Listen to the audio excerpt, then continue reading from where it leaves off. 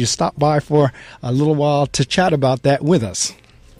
Well, I appreciate it, and I do remember my interview when I first arrived as president. It was either in 2010 or 2011, Marc, and I had just started, and you asked me a lot of questions about the vision and the future and what was on tap. So I think after 5.5 years now, it's great to sort of give me an opportunity to assess what's been accomplished and what's ahead.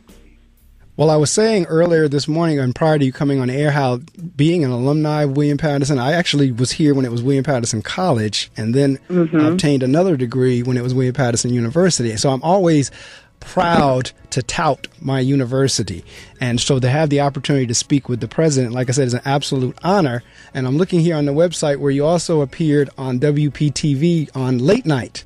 And that says a lot about you, that you would take the time to share with the campus TV station and the campus radio station. So that I applaud you and thank you for, and for the listening audience to have the opportunity to hear from the president of what's going on here. So what has kind of been, what has been your experience, and how has been your experience since joining us here at William Paterson?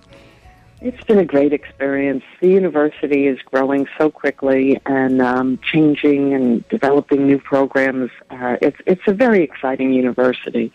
And I love the student body. I'm so glad you note that I take the opportunity to address students in so many different formats, as well as attend so many of the events and shows and talent that the students display. I love it.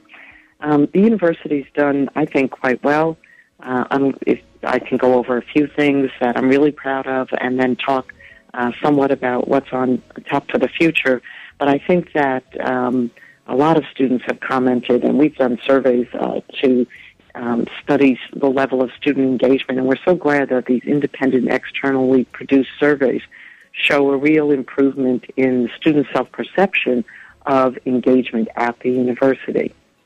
One of my goals when I became president was to make sure that we increased the opportunities for students, made it more interesting, not for the co-curricular, non-academic side of the campus, so that there were more events, more talks, more social activities, as well as social places for students to interact with one another.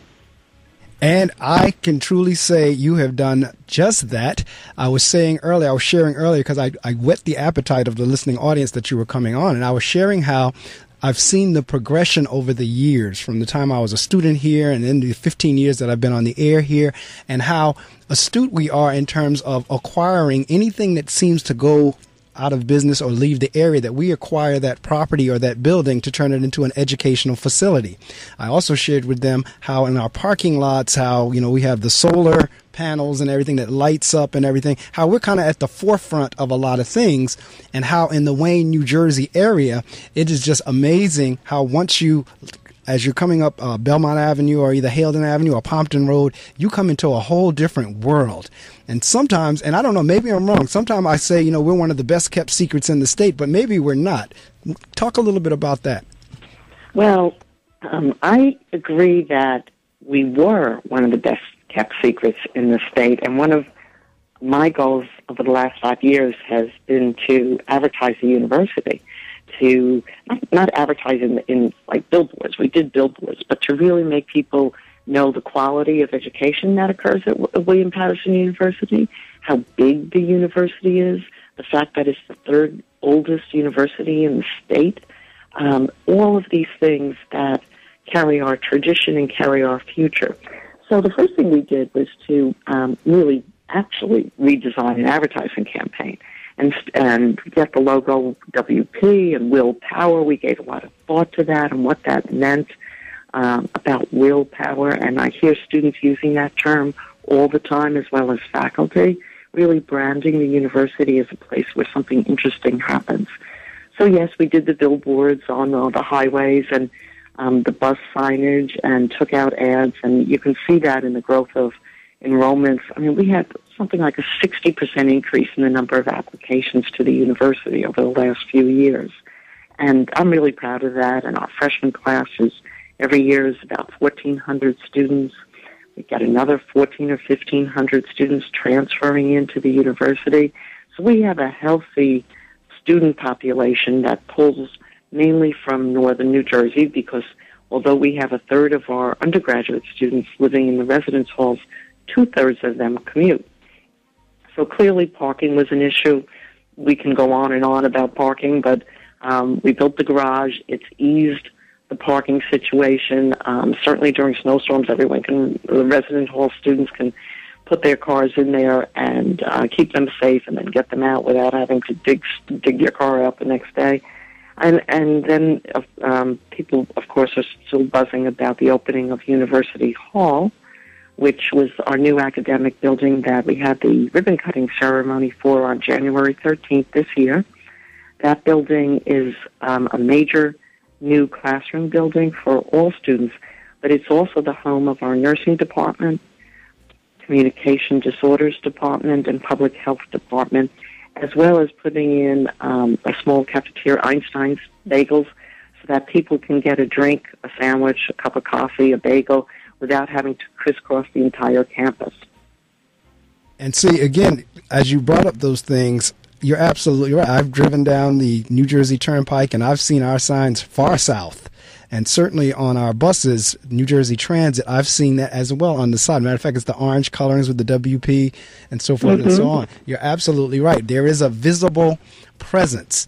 And again, in terms of, as I was saying, the area that we take over, that we have really, if you drive up and down Hamburg Turnpike, they're all William Paterson buildings. And when you go over on Valley Road, that was a corporate headquarters at one point that is now an educational facility. So I mean, I think we have done a wonderful job in terms of presence. And I noticed as I was reading your bio, in terms of, because I know that's a hot button right now in the debates and everything, and it says here we've been able to have affordably or historically low increases in tuition. How much of a factor has the cost of, say, an education here at William Paterson University played with students being attracted to it as well?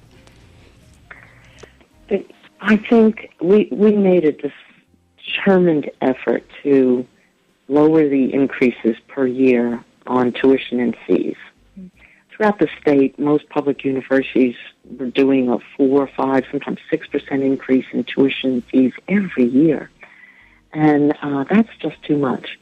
So we're now under 2%. And I think that's helped attract students. And certainly when families are making decisions about where to go to college and looking at the cost of a private university versus a public university, clearly the financial decision would always be made based on the public university.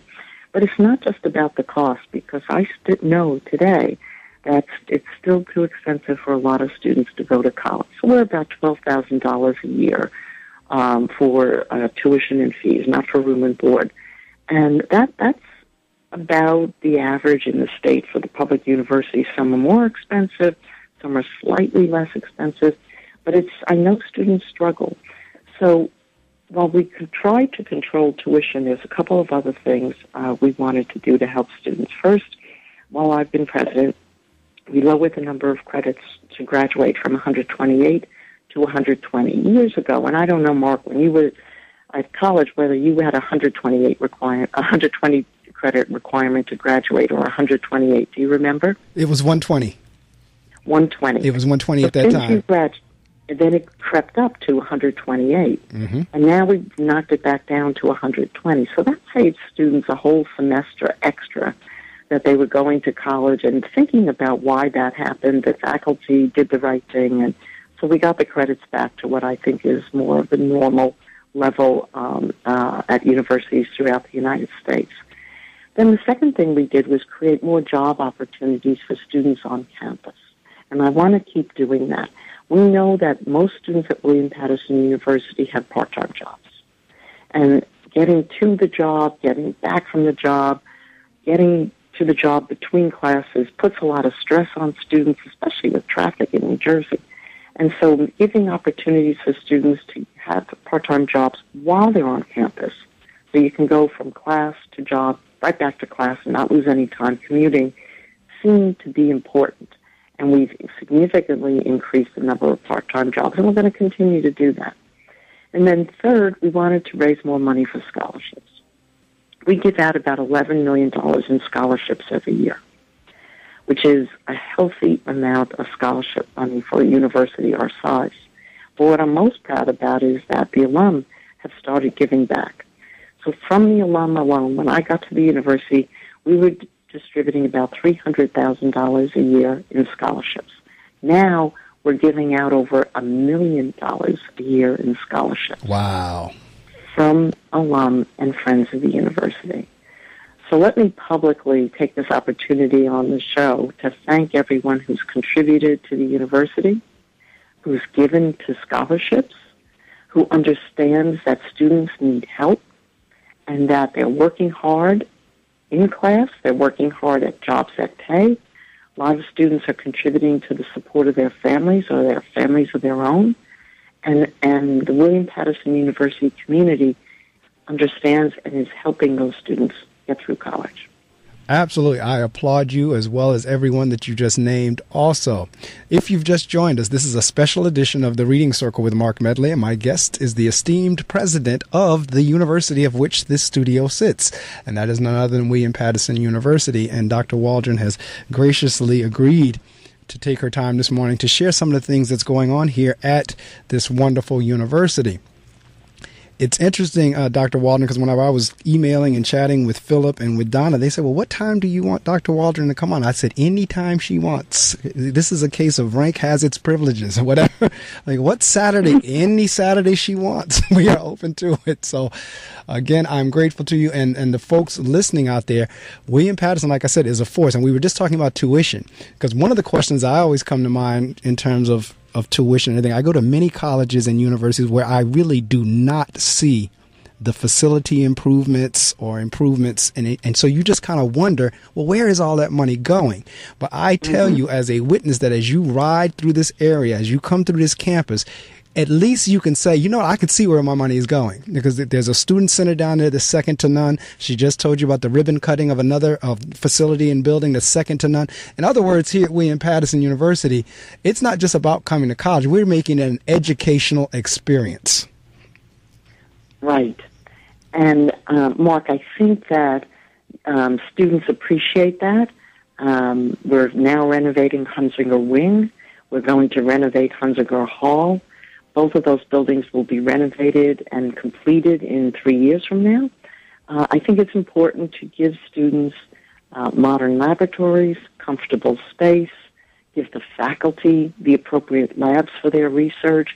One of the things that's special about William Paterson University is how many students have an opportunity to participate with faculty in research projects, not just in the sciences, but also in the humanities and in business.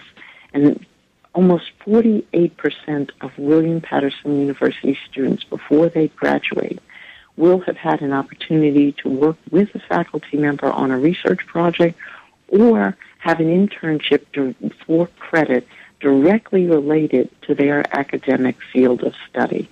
And so the experiential learning that the university provides in the buildings we've built becomes the critical factor in making William Paterson University a special place. We're not too big, we're not too small. Our class sizes still average about 20 students per class, sometimes bigger, sometimes smaller. But if the students take the opportunity to get to know the faculty here are extremely talented. We've hired a lot of new faculty, some due to retirements, but also we've added new faculty, so that's where money goes also. And the faculty are very engaged with the students. This faculty can teach at almost any place in the United States or even abroad if they wanted to. But they choose William Paterson University because they believe in its mission and they like the students they teach. Absolutely.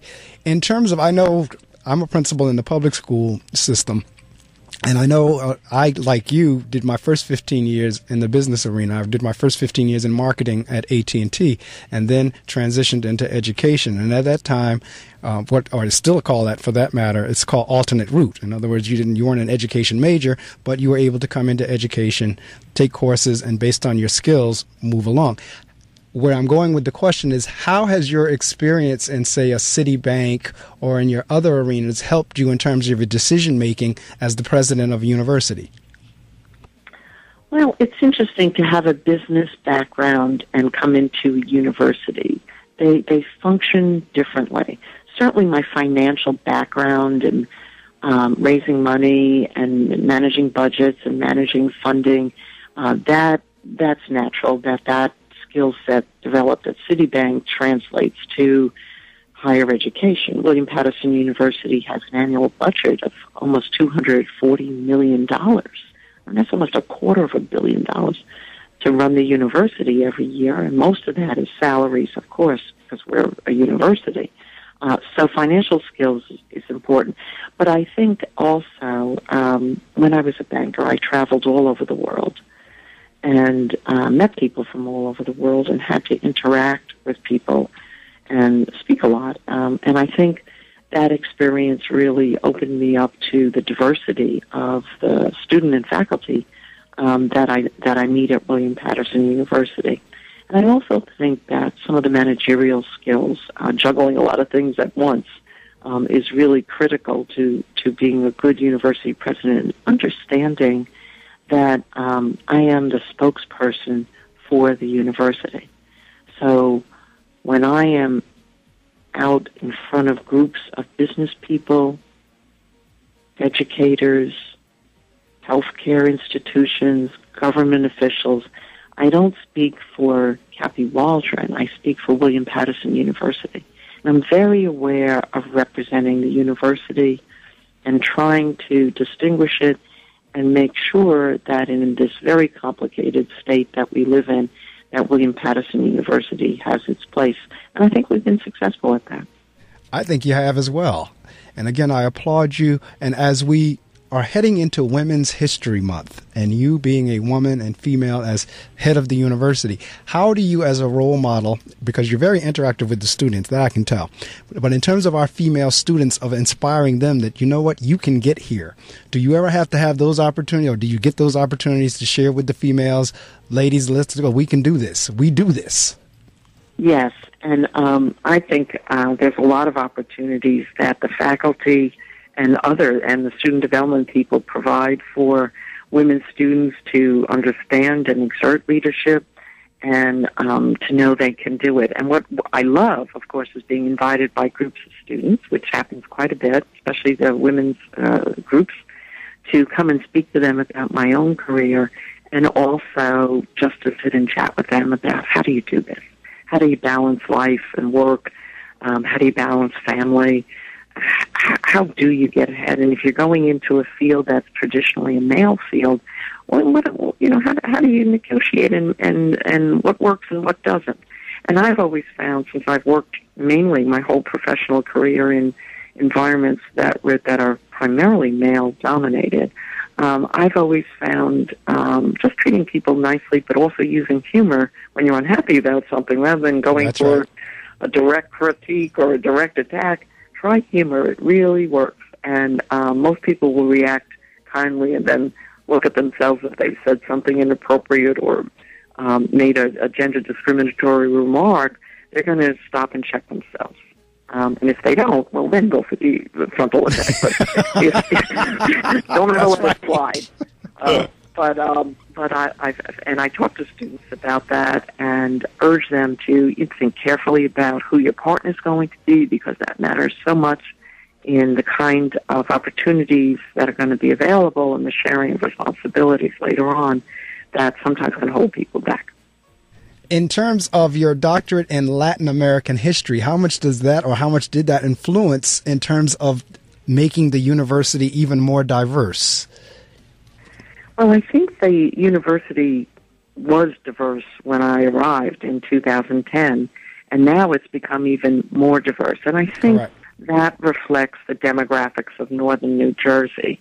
And I'm very proud that we've been officially designated by the U.S. Department of Education a Hispanic serving institution. That means that 25% of our student body claims to be of Hispanic descent. It's a big denomination, and what it means is that we're now allowed to apply for some federal funding that we wouldn't have been entitled to apply for. No guarantee that we'll get it, but we can apply for that funding for specific programs that relate to our Hispanic community. Now, my own background in Latin America, as you know, it is quite extensive. I've lived in Venezuela for a couple of years. I speak Spanish. I've traveled all over to Latin America. I've lived in Colombia and Mexico. And what I was very pleased was to note that the Latin American Studies program at William Paterson University really had some very, very good faculty. But what they weren't able to do was to bring in visiting scholars and really do some more program promotion. So over the last few years, we've been able to raise some money from actually the Tinker Foundation to allow the Latin American Studies faculty to invite in a series of speakers every year and do programs. And I'm very pleased with the way that program in particular has developed. And in terms of where you see William Paterson going, I noticed that your plan was through 2022, I believe. Yeah, that's right. Yes. 2022. Yeah. Where are we going? Okay, so we're going, there's three big projects we're working on right now that I'd like the students to know about. Because these are still evolving, so most students may not be fully aware of this. William Paterson University is committed to civic engagement. It's one of our UCC core 5 fields. It's a commitment on the part of the university and a real strong belief that an educated population, a civically engaged population, promotes democracy, promotes a strong civil society, and is part of a public university's responsibility to educate students and provide them with opportunities to be civically engaged.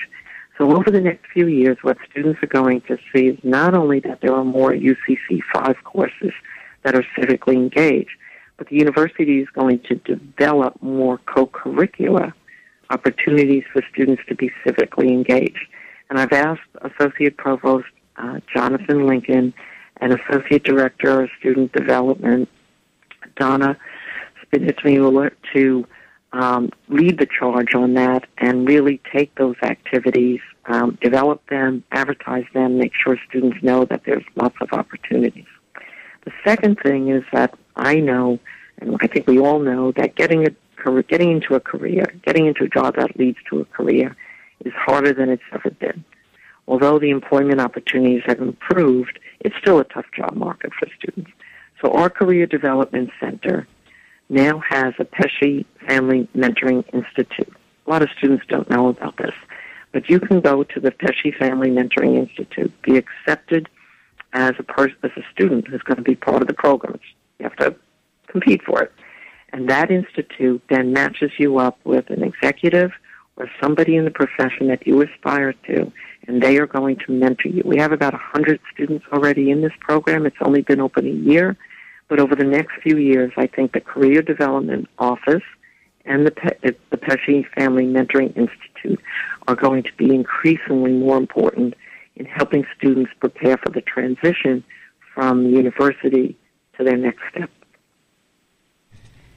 We're down to the last couple of questions because I know, just again, as being the principal of a school, how busy I am. So I can't imagine being the president of a university, how busy you must be, even on a Saturday, even on the weekend. So I'm not going to hold you long, but if you've just joined us, my guest and the voice you've been hearing is the president of William Paterson University, Dr. Kathleen Waldron. And the last couple of questions are kind of on a personal level in terms of, again, I know there are days whenever I walk up to the building that I serve and it's kind of like, wow, I can't believe I've been charged to run this. Do you ever walk around the campus and say, wow, I can't believe I'm the president of all of this, or I've been charged to lead all of this? Do you ever have, or any feelings along those lines? Of course. Sometimes it's a big wow. Sometimes it's, this is so scary. That's right. But I have a great team of vice presidents and cabinet members who take care of things. It's a demanding job. You know, every time it snows, I'm like looking at the weather forecast for hours before, trying to decide whether we should cancel classes or not, or do a delayed start. And I know whatever decision I make, some students aren't going to be happy. But it's also thrilling. I love walking across campus and watching students, especially if they're smiling. And a lot of students at least know what I look like, so they Right. greet me. And I'm proud of that. And I'm proud of those students, too, that they're getting this education. And I know a lot of them are struggling. So it feels good. It's a big responsibility. It's 24/7, 365.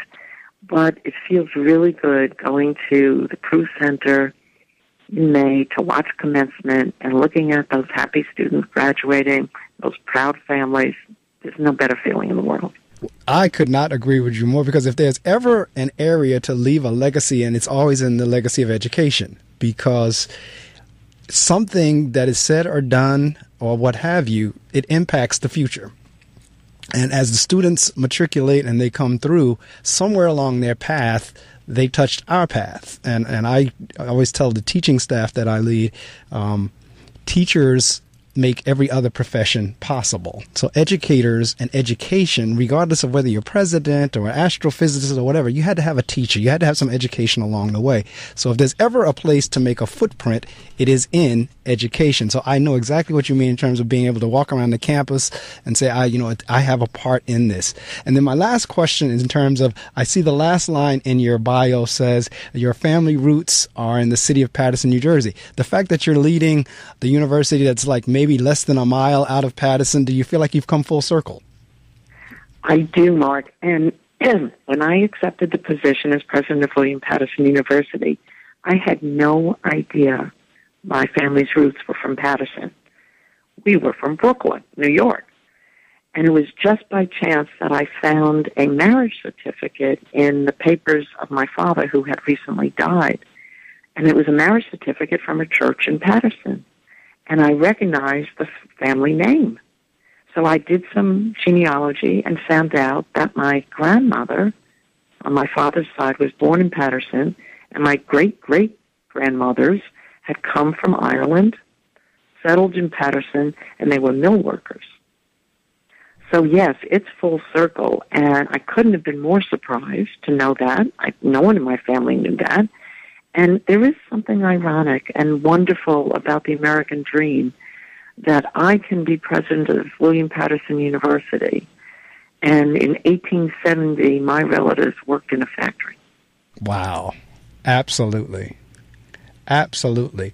Well, again, I think it says, and I've been saying this all week. Matter of fact, the Twitter feed's lit up over the last couple of days when I've been announcing that you were going to be on the show, and I always make sure I copied the university, and they retweeted it and so forth and so on.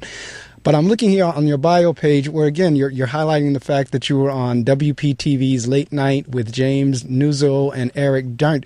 That says a lot about you. The fact that you took the time to do the show this morning, it says a lot, because there are some folks who get into position that feel, well, that's the little people. I'm the big person now, that's the little people. Not realizing that it's the connectivity with the body that you lead that really, makes you even that much more effective. So I applaud you more than you ever know, because we're in the business of people, which means we have to be people persons.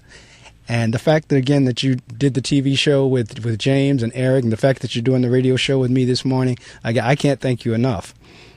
Oh, well, you're quite welcome, Marc, and, keep up the good work. You're working, as a principal, you're educating students, you're motivating your teachers to keep going, and I love what you do for William Paterson University and your enthusiasm. You're a perfect alum of this university. Well, thank you. And that's an honor. And I always give the microphone to my guests for the last couple of minutes. They can shout out, promote. They can do whatever he or she would like to do. So if there's anybody if you haven't done so already, if there's anything you want the audience to know before we let you go, this is your couple of minutes to do so. And then I'll let you be on your way, and I'll be actually out of here in about 9 o'clock. But again, thank you so much. Well, thank you, Marc. The only thing I want to just give a shout-out is to the Student Government Association this year. They've done a fabulous job, and I'm so proud of them. And I love their enthusiasm, their questioning, their demands, and their leadership in leading the student body of William Paterson University. So a shout-out to the SGA this year.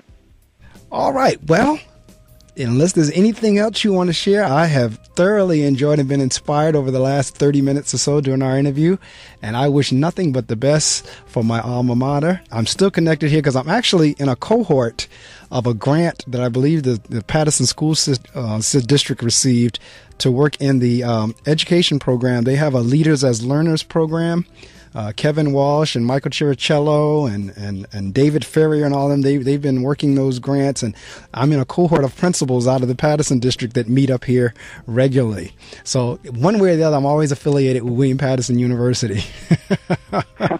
Well, that's great. Well, I tell you, thank you, and have a wonderful day. Okay, you too. Thanks so much for inviting me. Thank you. Take care now. All right. Well, that was the much anticipated interview with the esteemed president of William Paterson University. And again, you know, whenever you're in the leadership title, it's like, I mean, I see where, I'm not one that gets starstruck. I'm really not. So if President Obama walked in here right now, I would be willing to shake his hand, smile, nice job, or I love what you do, or great way to go, or whatever. But I would not be one of those that, oh my God, I'm never going to wash this hand again. No. It's not one of those, not one of them type deals. But at the same time, I do know whenever you have the person who is in authority in terms of reverence, in terms of respect, what that's like. And I do know whenever I walk out my office into the hallway, the way my teachers and the students treat me just because of the title. Not so much necessarily because it's Marc Medley, it's because Marc Medley is the principal. Well, it's the same thing here with Dr. Waldron. Just the fact that she is the university president and she took the time to stop by to be with me was a special honor.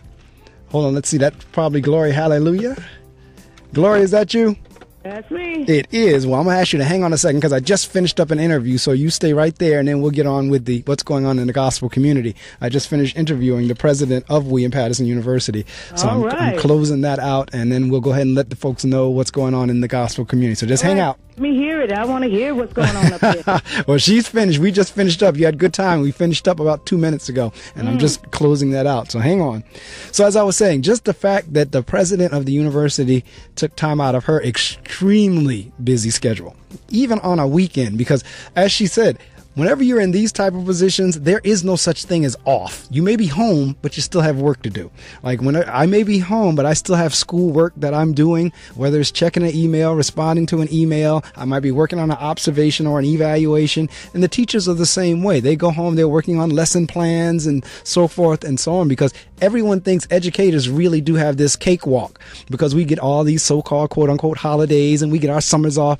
It's not as much as a cakewalk as you think. It really is not. So I can't imagine now leading a university. As she said, when it snows, she has to kind of make that call. Do I close? Do we not have classes today or not? Do we close the university? Because you have to think safety. You got to think in terms of the staff trying to get there, the faculty getting there, the kids getting there. That's a heavy decision. In terms of, and you may not think not, because I know a lot of times when folks see that first flake of snow, oh, we close today. That's a tough decision to make because that's time loss that ultimately needs to be made up. That's still additional funding that needs to come out. So even in something as mundane as a decision like that, the university president has to think of in terms of the expansion, in terms of the facilities. Like I said, if you ride through this campus, you can see it. It's not just your money is going somewhere into the hole. You can see the expansion and the improvements that have been made continuously here at William Paterson. So the fact that Dr. Waldron took time, and as I told you, whatever time she said, that's what time she was coming on. If she wanted 6 o'clock in the morning, she got 6. If she wanted 7, she got 7. If she wanted 8, she got 8. She chose 8 o'clock, and 8 o'clock, if you noticed, the hand was between the 1 and the 2 when that phone rang. Because leaders generally are on time. Generally, leaders are on time. Whatever time they say, if they're a good leader, generally that's the time they're going to be there. And she was. And we kept the interview short because normally, my interviews are an hour, but I know how busy that schedule is. So we kept our interview to a half an hour. And good it was. It let folks know exactly some of the challenges, what we've been doing, and where we're headed.